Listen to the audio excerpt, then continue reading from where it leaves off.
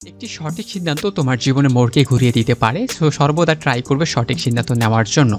So যারা একাদশ শ্রেণীতে ভর্তি হতে চাচ্ছ ২০২৪ ব্যাচ, তোমরা অনেকেই প্রশ্ন করেছিলে যে একটি কলেজ নির্বাচনে বা কলেজ নির্ধারণে কী বিষয়ে খেয়াল রাখতে হবে। পাশাপাশি সরকারি না বেসরকারি কলেজে ভর্তি হব। সো সরকারি কলেজে বা বেসরকারি কলেজে যদি ভর্তি হয়, সো সেখানে মাসিক খরচ কত পড়বে এবং কোন কলেজে কত পয়েন্ট লাগবে, পাশাপাশি আসন সংখ্যা কত। সো এখানে বলতে চাই, তুমি যখন কলেজে অ্যাপ্লাই করবে অবশ্যই তোমাকে দেখে নিতে হবে বা বুঝে নিতে হবে কোন কলেজে কতটা পয়েন্ট লাগে এবং পাশাপাশি সেই কলেজে আসন সংখ্যা কতটি রয়েছে সেগুলো বিষয় তোমাকে অবশ্যই খেয়াল রাখতে হবে। তারপরে রয়েছে শহরে না গ্রামে ভর্তি হবে, অর্থাৎ তুমি শহরের কলেজে ভর্তি হবে না গ্রামের কলেজে ভর্তি হবে। যদি শহরের কলেজে ভর্তি হও সেখানে খরচ কত পড়বে এবং গ্রামের কলেজে ভর্তি হলে সেখানে খরচ কত পড়বে, এই সকল বিষয় নিয়ে আজকের ভিডিওতে থাকছে। সো ভিডিওটি শুরু থেকে শেষ অবধি দেখার চেষ্টা করো, এতে করে তোমরা এই ভিডিওর মাধ্যমে সকল প্রশ্নের উত্তর পেয়ে যাবে এবং কোন কলেজে কত পয়েন্ট লাগবে ২০২৪ সালে সবকিছু আমি তোমাদের এখানে ডিটেলস বলে দেবো এবং পিডিএফ দিয়ে দিব যে এই কলেজে এত পয়েন্ট লাগবে, তোমরা জাস্ট আবেদন করলেই সুযোগটা তোমরা পেয়ে যাবে। সো আমরা শুরু করছি।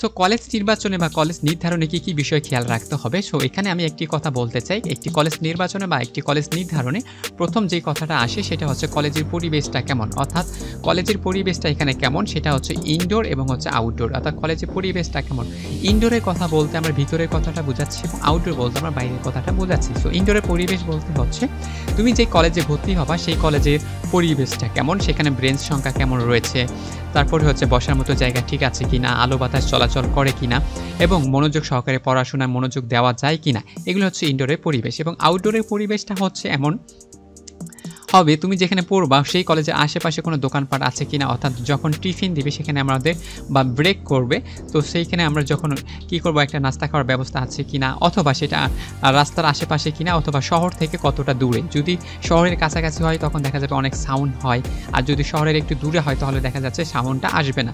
সো এই পরিবেশগুলো তোমাকে কি করতে হবে, খেয়াল রাখতে হবে। সো পরিবেশটা সর্বোচ্চ আগে খেয়াল করতে হবে যে আমি কোন কলেজে যাব সেই কলেজের পরিবেশটা আসলে কেমন।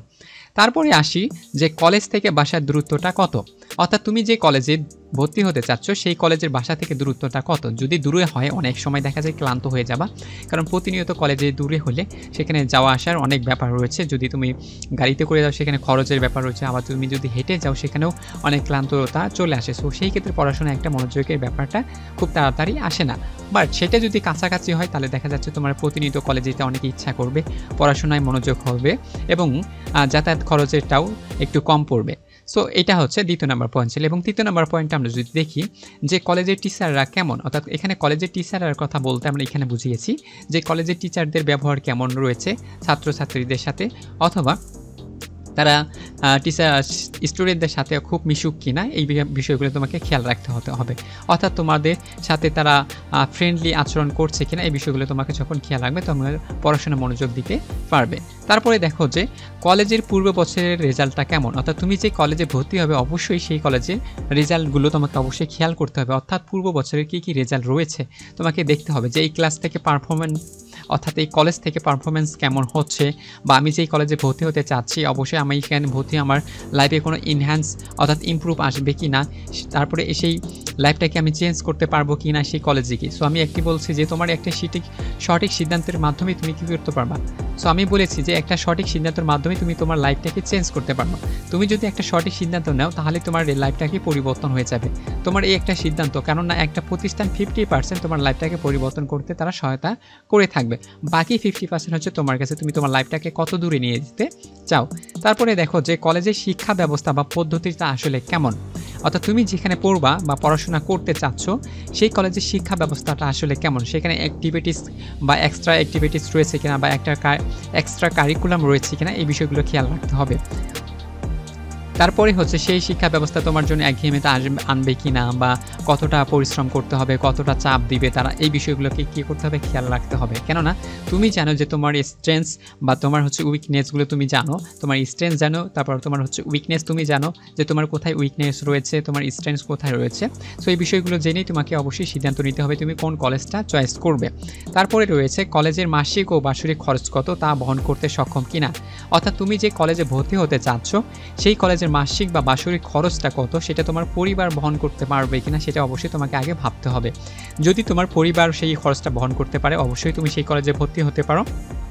আর যদি সেই কলেজের খরচ বা যেটা রয়েছে সেটা যদি বহন করতে সক্ষম না হয় সেই কলেজ থেকে তুমি দূরে থাকার চেষ্টা করবে। তারপর রয়েছে চূড়ান্ত কলেজ লিস্ট তৈরি করা, অর্থাৎ প্রায়োরিটি ফার্স্ট, অর্থাৎ তোমাকে অবশ্যই এখানে একটি কলেজ লিস্ট তৈরি করতে হবে। অর্থাৎ তোমার এখানে সর্বোচ্চ 5 থেকে 10টি কলেজ লিস্ট করা হয়ে থাকে।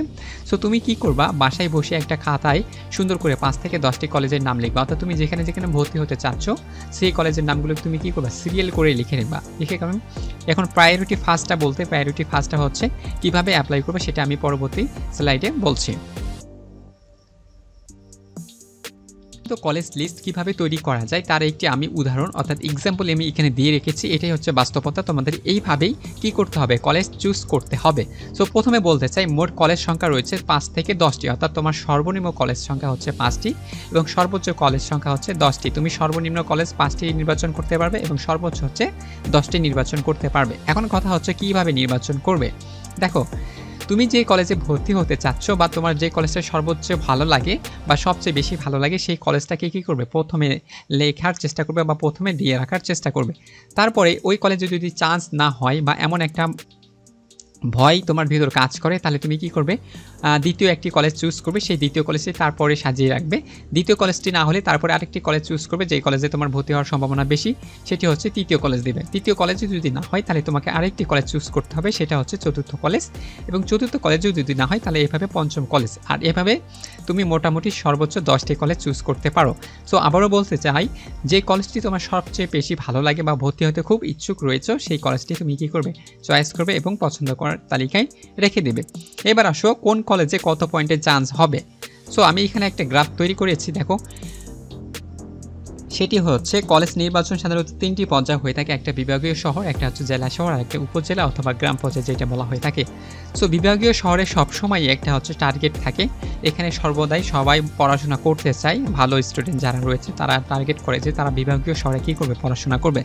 সো বিভাগীয় শহরে পড়াশোনা করতে গেলে মোটামুটি একটা ভালো মার্ক থাকতে হয় বা ভালো মার্ক উঠাইতে হয়। সেটা হচ্ছে জিপিএ 5 থাকলেই শুধু হবে না, এখানে তোমাকে টোটাল মার্ক খেয়াল রাখতে হবে। সো জিপিএ 5 দিয়ে কোনো কাজ নেই, এখানে মার্কটা হচ্ছে মেন বিষয়। সো বিভাগীয় শহরে চান্স পেতে গেলে তোমাকে হচ্ছে 1250 প্লাস মার্ক উঠাইতে হবে, তাহলে তুমি সরকারি এবং বেসরকারিতে উভয়তে চাকরি অর্থাৎ উভয়তে তুমি কী করতে পারো, সুযোগ পেতে পারো। এবং জেলা পর্যায়ে যারা রয়েছে, জেলা পর্যায়ে, সো জেলা পর্যায়ে মোটামুটি এখানে জিপিএ 5 তো লাগবেই, সঙ্গে তোমার 1150 থেকে 1250-এর মধ্যে হতে হবে, তাহলে তুমি জেলা পর্যায়ে চান্স পাবে। সেটা হচ্ছে সরকারির ক্ষেত্রে। বেসরকারি সেম হবে, অর্থাৎ 1150 থেকে 1250-এর মধ্যে তুমি এখানে কী করতে পারো, চান্স পেতে পারো। এরপর রয়েছে সেটা হচ্ছে আরেকটি অপশন রয়েছে, কারণ এখানে সায়েন্স আর্টস কমার্স থাকবে। সো সায়েন্স আর্টস কমার্সের জন্য একটু শিথিলতা রয়েছে, মানে সায়েন্সের জন্য যতটা রয়েছে কমার্সের জন্য একটু কম এবং আর্টসের জন্য তার চেয়ে একটু কম হবে। সো এখানে তোমার জিপিএ 5 থাকতে পারে হচ্ছে 4.50 অথবা 4.00, এইটা হচ্ছে কমার্স, এইটা হচ্ছে আর্টসের জন্য।